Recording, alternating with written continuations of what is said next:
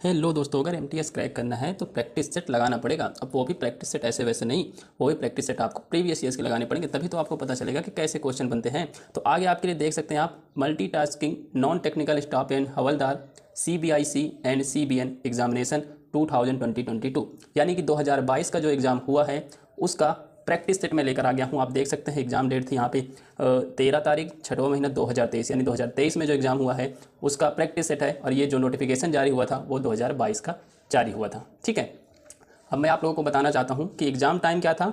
यहाँ देख सकते हैं 9 बजे से प्रथम शिफ्ट का है यानी कि फर्स्ट मीटिंग का है। सब्जेक्ट आप यहाँ देख सकते हैं, सारे सब्जेक्ट आपको मिल जाएंगे। ठीक है, तो चलिए स्टार्ट करते हैं।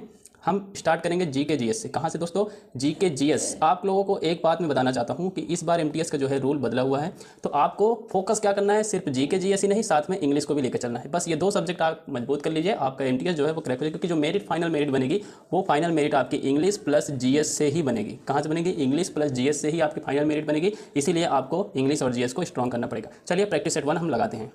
तो दोस्तों आ चुके हैं हम अपने सेक्शन जनरल अवेयरनेस में, और यही है हमारा जीके का प्रैक्टिस सेट। जीके का प्रैक्टिस सेट, और इसे हमें बहुत ही ध्यान से पढ़ना है। अगर जीके जीएस प्लस इंग्लिश में हम अच्छा स्कोर करेंगे तभी हमें मेरिट में जगह मिलेगी, तभी हम क्रैक कर पाएंगे एमटीएस को। ठीक है, एमटीएस में 2 ही चीज़ें याद रखना है आपको। जो आपका रीजनिंग मैथ है, जो आपका रीजनिंग और मैथ है, उसमें आपको सिर्फ और सिर्फ पास मार्किंग लाना है। और जो आपकी फाइनल मेरिट बनेगी वो कहाँ से बनेगी? आपको इंग्लिश और जीएस से बनेगी। ठीक है, तो जीएस का हम पहला प्रैक्टिस सेट स्टार्ट करते हैं। प्रश्न नंबर 1 आज का है हमारा, देखेंगे। प्रश्न नंबर 1 है पंजाब के प्रसिद्ध शीश महल का निर्माण। पंजाब के प्रसिद्ध शीश महल का निर्माण निम्नलिखित में से किस शासक ने करवाया था? ऑप्शन आपके सामने हैं। यहाँ पर जो आपका राइट आंसर है वो हो जाएगा महाराजा नरेंद्र सिंह। ठीक है, महाराजा नरेंद्र सिंह जो है इन्होंने ही शीश महल का निर्माण करवाया था। ठीक है, अगले प्रश्न पर बढ़ते हैं। प्रश्न नंबर 2, पंथी नृत्य शैली भारत के किस राज्य से संबंधित है? जो पंथी नृत्य शैली है, ठीक है, यहाँ पे आप देखिएगा पंथी नृत्य शैली वो भारत के किस राज्य से संबंधित है? तो भारत के छत्तीसगढ़ राज्य से। कौन से भैया? छत्तीसगढ़ राज्य से संबंधित है पंथी नृत्य शैली। मैं आपको बताना चाहता हूँ कि नृत्य आप जितना हो सके उतना तैयार कर लीजिए, वो आपके लिए बहुत ही हेल्पफुल होने वाला है। अगला प्रश्न दोस्तों देखेंगे, सौर मंडल का सबसे बड़ा ग्रह कौन सा है? सौर मंडल का सबसे बड़ा ग्रह बताना है तो ऑप्शन नंबर 2 जो आपको दिख रहा है बृहस्पति।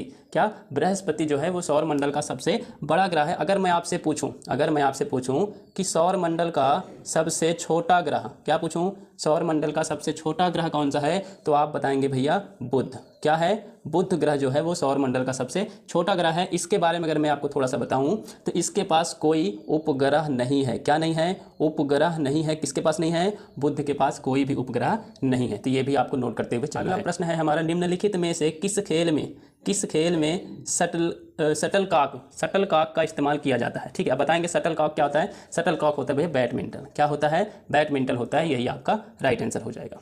अगला प्रश्न है, शिव नारायण अग्निहोत्री ने लाहौर में देव समाज की स्थापना कब की थी ये बताना है। ठीक है, शिव नारायण ने अग्निहोत्री ने लाहौर में देव समाज की स्थापना कब की थी? तो सन 1887 में की थी। कब की थी? सन 1887 में की थी। बहुत इंपॉर्टेंट क्वेश्चन है दोस्तों, इसको जरूर नोट करिएगा। ठीक, अगला प्रश्न है, लाइफ ऑफ पाई उपन्यास किसने लिखा था? लाइफ ऑफ उपन्यास किसने लिखा था? तो यान मार्टेल जो थे इन्होंने लाइफ ऑफ पाई का उपन्यास लिखा था। ये बहुत इंपॉर्टेंट है। आपको मैं एक चीज़ और बताऊं, जो प्रमुख पुस्तकें हैं, क्या हैं?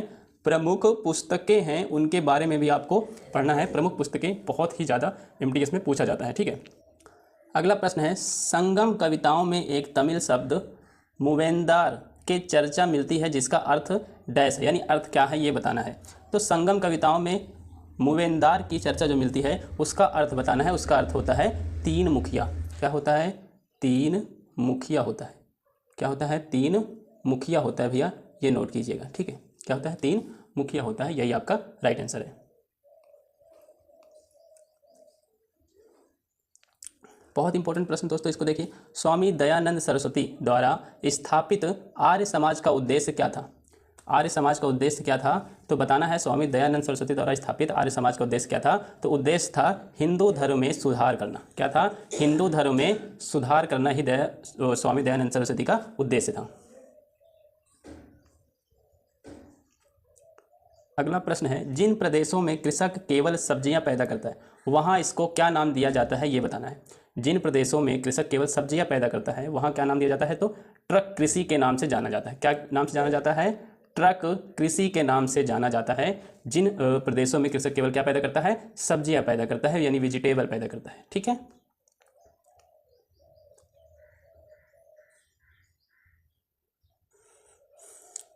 अगला प्रश्न देखें, वह प्रक्रिया जिसमें दो अमिश्रणीय द्रव इस प्रकार मिश्रित होते हैं कि एक द्रव पदार्थ दूसरे द्रव पदार्थ में छोटी छोटी बूंदों के रूप में परिक्षेपित होता है, क्या कहलाता है? तो पायसीकरण कहलाता है। क्या कहलाता है?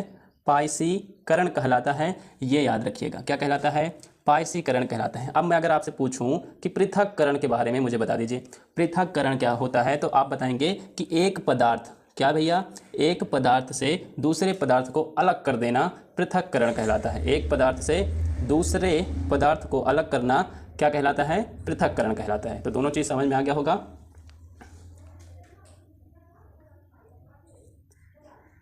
अगला प्रश्न है, जनवरी 2022 में एस सोमनाथ को डैश के 10वें अध्यक्ष रूप में नियुक्त किया गया था। तो इनको, सोमनाथ को किस अध्यक्ष के रूप में नियुक्त किया था? तो इसरो के, किसके? इसरो के अध्यक्ष के रूप में नियुक्त किया गया था। और कौन से नंबर के? 10वें नंबर के। अब मैं इसरो से कुछ और प्रश्न जैसे पूछ लूँ, आप बताएंगे कि इसरो का गठन कब हुआ था? इसरो का गठन कब हुआ था? तो आप बताएंगे कि 15 अगस्त सन कब भैया? सन 1969 में। ठीक है, गठन कब हुआ था इसका? 15 अगस्त सन 1969 को गठन हुआ था। अगर मैं पूछूं कि इसरो का फुल फॉर्म क्या हो जाएगा, ISRO का फुल फॉर्म, तो आप बताएंगे भैया इंडियन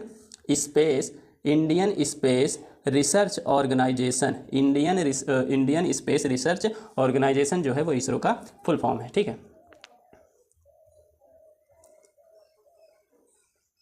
अगले प्रश्न पर बढ़ते हैं। बुद्ध डैश नामक के एक छोटे गढ़ से संबंधित थे। कौन से गढ़ से संबंधित थे बुद्ध जो थे?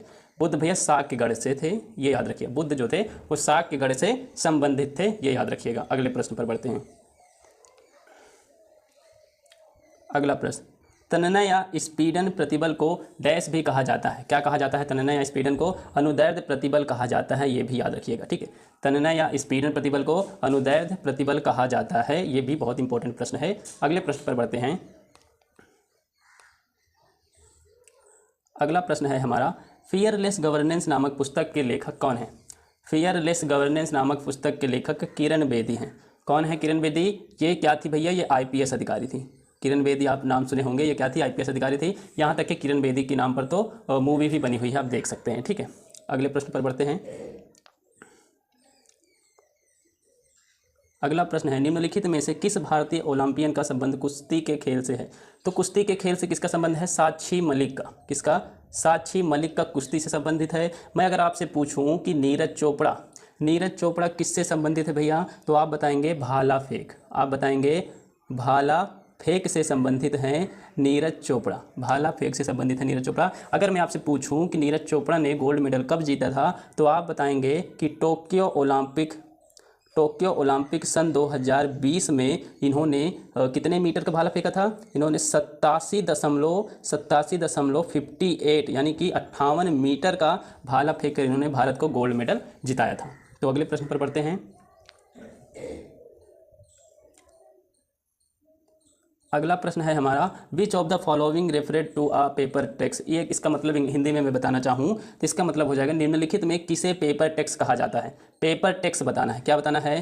पेपर कर बताना है। टैक्स मतलब कर होता है, तो पेपर टैक्स बताना है। तो वेल्थ टैक्स, गिफ्ट टैक्स, इसका मतलब क्या हो जाएगा अगर आप नहीं जानते? तो वेल्थ का मतलब होता है संपत्ति, क्या होता है? संपत्ति कर। और गिफ्ट टैक्स यानी कि उपहार कर।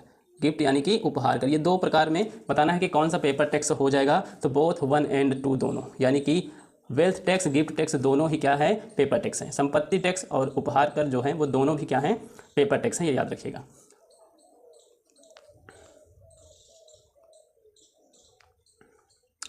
अगला प्रश्न दोस्तों, संविधान अनुसूची जाति और अनुसूचित जनजाति आदेश विधेयक 2022 को भारत के डैश राज्य में पेश किया गया था। ये कौन सा राज्य था? तो झारखंड था। कौन सा राज्य था भैया? झारखंड था। याद रखिएगा, ये बहुत ही इंपॉर्टेंट है कि जब 2022 में अनुसूचित जाति और अनुसूचित जनजाति आदेश विधेयक के विधेयक के रूप में कौन सा राज्य को पेश किया गया था? तो झारखंड राज्य को। कौन से राज्य को? झारखंड। अगला प्रश्न है, जयंती कुमरेश की सर्वश्रेष्ठ वादकों में से एक है, क्या है? वीणा। क्या है? वीणा जो है वो इनका आंसर हो जाएगा। ठीक है। अकबर के शासनकाल का इतिहास जिसका शीर्षक अकबरनामा, क्या शीर्षक है? अकबरनामा है, किसके द्वारा लिखा गया था बताएंगे? तो अबुल फजल के द्वारा। अबुल फजल के द्वारा क्या लिखा गया था? अकबरनामा लिखा गया था। क्या लिखा गया था? अकबरनामा लिखा गया था, याद रखिएगा। अगला प्रश्न दोस्तों, शैवाल के किस वर्ग को प्रायः भूरा शैवाल कहा जाता है? बहुत इंपॉर्टेंट है, शैवाल के किस वर्ग को भूरा शैवाल कहा जाता है बताना है। तो फियोफाइसी, क्या भैया? फियोफाइसी को भूरा शैवाल भी कहा जाता है, ये याद रखना। भूरा शैवाल किसे कहा जाता है? तो फियोफाइसी। कौन से शैवाल के वर्ग है, ये याद रखिएगा। अगला प्रश्न है, बराकर, बराकर निम्नलिखित में से किस नदी की सहायक नदी है? इंपॉर्टेंट प्रश्न है। बराकर जो है निम्नलिखित में से किस नदी की सहायक नदी है? तो दामोदर नदी की। किसकी भैया? दामोदर नदी की सहायक नदी है। अगर मैं आपसे पूछूं कि ये जो कृष्णा नदी है, कृष्णा नदी है, इसकी क्या कौन सी सहायक नदी होगी? कृष्णा की सहायक नदी बताएंगे तो आप कहेंगे सबसे बड़ी नदी कृष्णा की होती है सहायक नदी भीमा नदी। कौन होती है? भीमा नदी जो है वो सबसे बड़ी नदी है कृष्णा नदी की सहायक नदी। और ये कहाँ से निकलती है? तो ये पश्चिमी घाट से निकलती है। कहाँ से? पश्चिमी घाट से निकलकर महाराष्ट्र कर्नाटक से होते हुए कर्नाटक के संगम, कहाँ भैया? कर्नाटक के संगम में मिलती है। कर्नाटक के संगम में ये कृष्णा और भीमा नदी दोनों आपस में मिलती हैं। अगले प्रश्न पर बढ़ते हैं। बहुत इंपॉर्टेंट प्रश्न, और पा रहे होंगे और समझ गए होंगे। छठ पूजा उत्सव भगवान को समर्पित है, बताएंगे। छठ पूजा जो बिहार का बहुत ही जाना माना त्यौहार है, किस देव के लिए प्रसिद्ध है? किस देव को समर्पित है? तो सूर्य देव को। किसको भैया? सूर्य देव को। ये आपको पता होगा कि बिहार में सर्वाधिक मनाया जाता है। छठ पूजा जो है वो बिहार में सर्वाधिक मनाया जाता है। अगला प्रश्न है, 2011 की जनगणना के अनुसार पुरुष साक्षरता दर कितनी है? पुरुष साक्षरता दर कितनी थी भैया? तो 82.14% थी पुरुष साक्षरता दर। अगर यहीं पर 2011 की जनगणना से मैं आपसे पूछूं महिलाओं की साक्षरता दर कितनी थी, तो आप बताएंगे महिलाओं की साक्षरता दर कितनी थी? तो 65 नोट कीजिएगा, 65.46 ये परसेंट क्या थी? महिलाओं की साक्षरता दर थी, ये 2011 जनगणना के अनुसार। ठीक है, पुरुष की आपको पता चल गया, पुरुष की 82.14 और महिलाओं की 65.46 थी साक्षरता दर। आगे बढ़ते हैं।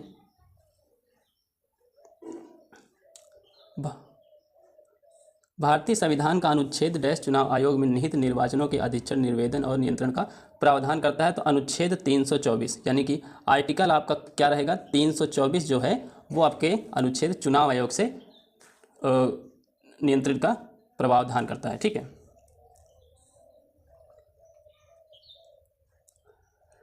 25वां क्वेश्चन और आपका आखिरी क्वेश्चन है, जलोढ़ मृदाओं का रंग कैसा होता है? ठीक है, जलोढ़ मृदाओं का रंग डैश जैसा होता है, किसके जैसा होता है ये हमें बताना है। तो जलोढ़ मृदा हल्के भूरे रंग की होती है, और यहाँ पे आपका ऑप्शन हो जाएगा हल्के धूसर से राख धूसर। ठीक है, ये ऑप्शन दिया गया था। यहाँ पर देखेंगे नारंगी तो होगा नहीं, हल्के नारंगी भी नहीं होगा और हल्के सफ़ेद भी नहीं होगा, तो ये आपका हल्के धूसर से राख धूसर ये आपका राइट आंसर होगा। मैं आपसे थोड़ा सा बताना चाहूँगा कि जो जलोढ़ मृदा होती है इसको और किस नाम से जाना जाता है? तो इसको दोमट मिट्टी के नाम से जाना जाता है। दोमट मिट्टी के नाम से जाना जाता है जलोढ़ मृदा को। ठीक है, और ये कहाँ पाई जाती है ये भी बताएंगे। जलोढ़ मृदा सबसे ज़्यादा कहाँ पाई जाती है? तो सतही जल में। कहाँ भैया? सतही जल में। ये सतही जल द्वारा तो आपको निर्मित होती है, सतही जल द्वारा आपको निर्मित हो जाएगी, और ज़्यादा से ज़्यादा पश्चिमी में पंजाब से लेकर पूर्व में पश्चिम बंगाल और असम तक ये पाई जाती है। ठीक है, पश्चिम बंगाल असम तक ये ज़्यादातर पाई जाती है जलोढ़ मृदा, और यहाँ तक देखा जाए तो जलोढ़ मृदा सभी क्षेत्रों में मिल जाती है, लेकिन ज़्यादातर देखा जाए तो जो मैं आपको बताया यहाँ पे। ठीक है, तो इसी के साथ दोस्तों प्रैक्टिस सेट जीएस का संपन्न होता है। 25 क्वेश्चन आपको वहाँ पेपर में देखने के लिए मिलेंगे। 25 क्वेश्चन ये रहेंगे आपके, और 25 ही क्वेश्चन आपके इंग्लिश के रहेंगे। इन दोनों को मिलाकर जो आपकी फाइनल मेरिट बनेगी उसी के आधार पर आपका सिलेक्शन होता है। ठीक है, आपका जो रीजनिंग के 20 क्वेश्चन होते हैं और आपके उसके मैथ के 20 क्वेश्चन होते हैं, इन दोनों का क्या होता है? इन दोनों का पहले तो मान्य था, लेकिन अब क्या किया गया है? पास मार्किंग कर दी गई है कि वहाँ पर आप सीधा पास मार्किंग लाइए, और उसके बाद जो फाइनल मेरिट है वो हम इन दोनों से बना लेंगे। ठीक है, तो आपका जो है इतना ध्यान देना है कि 5-5, 6-6 यानी कि 7-7 क्वेश्चन अगर आप रीजनिंग मैथ में कर लेते हैं तो आप आराम से वहाँ पास मार्किंग ला पाएंगे। और मेरिट बनाने के लिए आपको 25 जीएस के और 25 रीजनिंग के, यहाँ से आपके 150 नंबर की मेरिट बनेगी।